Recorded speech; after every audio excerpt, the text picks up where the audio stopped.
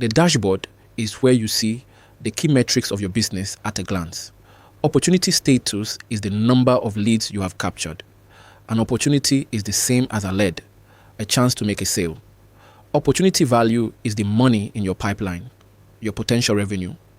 You can see your conversion rates, your funnel, and how people move through each step, and stage distribution, which ranks how qualified your leads are. Any manual tasks you need to do show up here, calls, or text to send. You can see your lead source report, where your leads come from. If you run Google Ads, your analytics show on this graph. You see the metrics from your Google business profile once connected. And if you run Facebook ads and connect your account, your Facebook and Google ad reporting shows here too.